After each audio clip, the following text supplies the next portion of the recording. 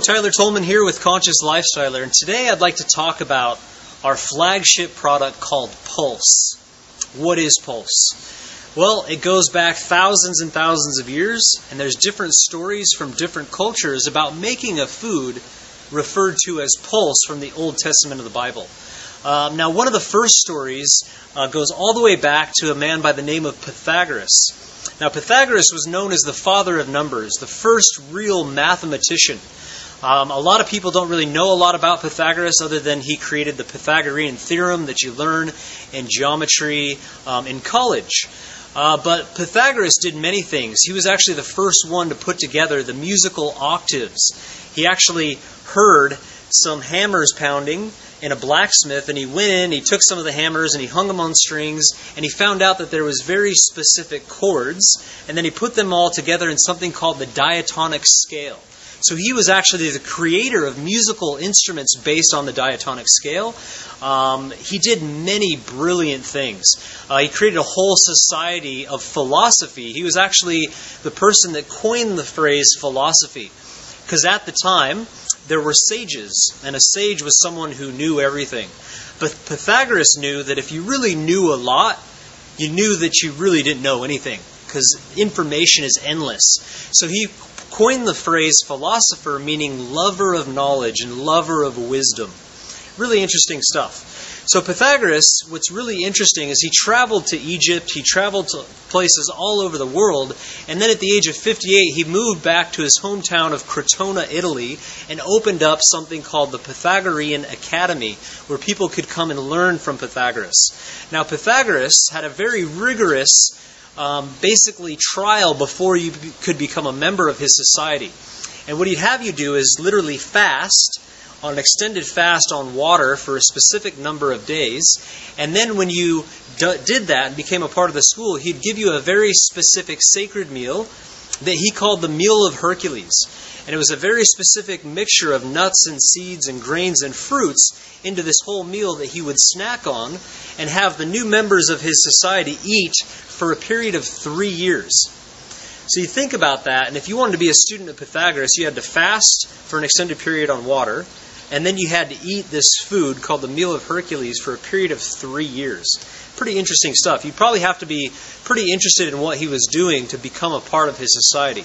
But what that led to was a whole renaissance. People like Plato and Socrates and Aristotle and Da Vinci, all these people really came out and really came from a philosophy that Pythagoras set the stage for. Now, where did Pythagoras get this philosophy? I believe that he got it from Egypt.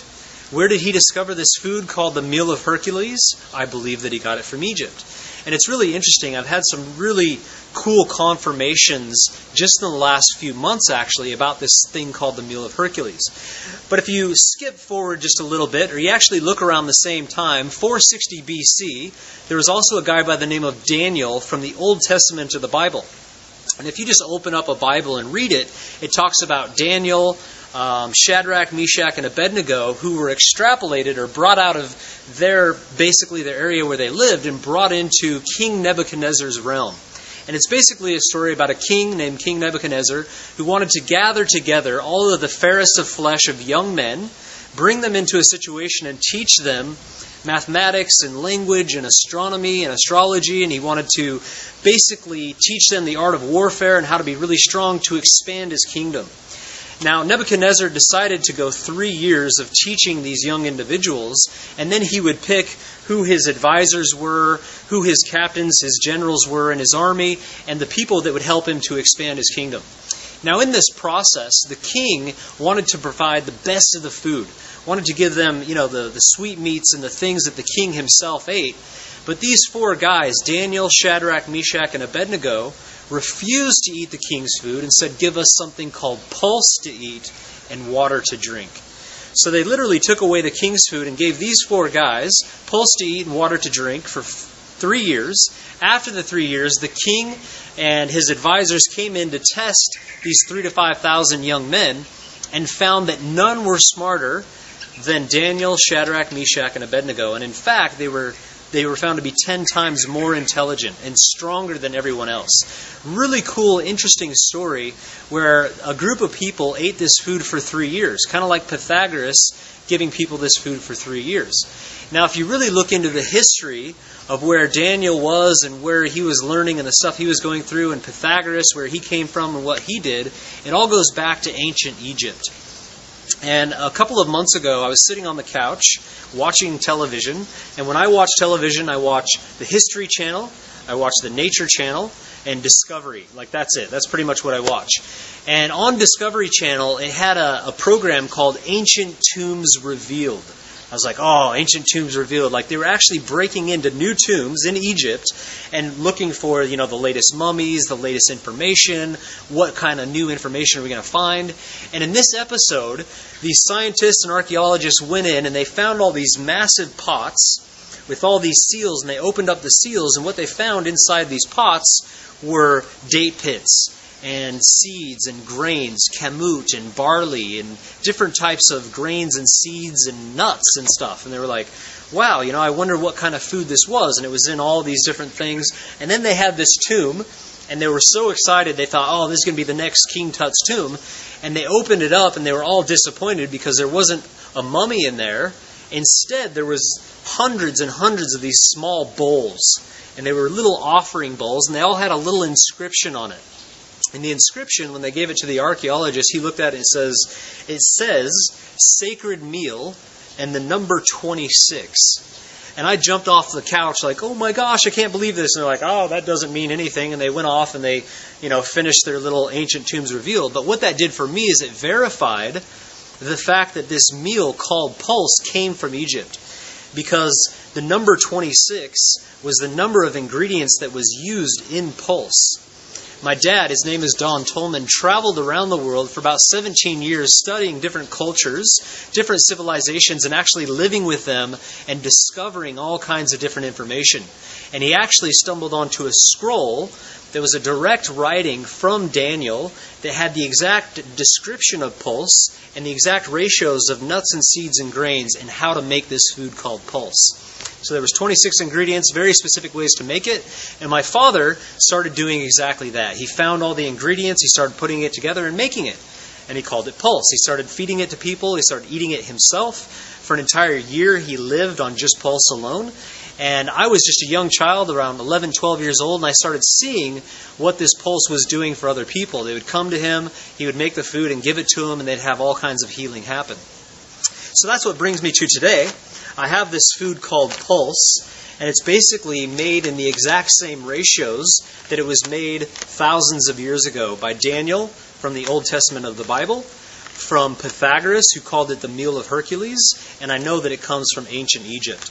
So just to give you an idea of what's in it, it has dates, raisins, oats, sunflower seeds, sesame seeds, prunes, figs, almonds, pecans, Brazil nuts, hazelnuts, walnuts, barley, kamut, millet, rye, quinoa, a bunch of different nuts and seeds and grains and dried fruits that were used in that age, basically. So it was believed that by looking into nature, we could see very specific ratios that exist in nature. Phi and pi, you see the way that things grow above the ground, right on the ground, and beneath the ground. They also saw a very specific correlation of mathematics in nature and mathematics in the body. And I believe it was through this observation that they actually discovered that you could take very specific foods from different parts in nature and put them together, enhancing the physical frame, the whole body, enhancing mental function. And so it's a really amazing food. I feel very privileged to have this food. I'm making it in Australia, and we're also having it made in the United States to get this out to people. And we put together some programs, one called a 30-day adventure, one called 14 Days to a New You. And it's a program of cleansing your body's digestive system. The Egyptians referred to this as a river of life or a river of death, depending on what you float down that river. And I think it's pretty obvious that when we look into the statistics of everything going on in the world, which people are floating things down the river that aren't so good. So this cleanse is all about getting rid of that river of death and cleaning out all that putrid, stinky, parasitical, nasty stuff, giving yourself a break and cleansing a little bit, and then experimenting with some food that was eaten thousands of years ago that really was believed would enhance the entire human frame and would really open up doorways within the mind to other realms and other things, possibilities that people don't really talk about too much. So that's what Pulse is. That's where it comes from. That's just a little snippet about Pulse. I've been snacking on Pulse off and on for many years, and I know when I'm eating this food, I feel fantastic. Mentally, I'm totally clear.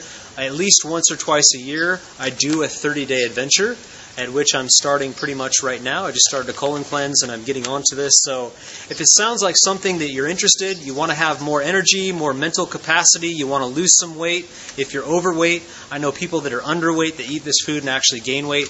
It's really the perfect whole food. During this 30-day process, I recommend also having fresh fruits and vegetables. Go raw for about 30 days and see what happens. It's a pretty awesome experience. So anyways, that's it. Thanks for watching this video and have a great day.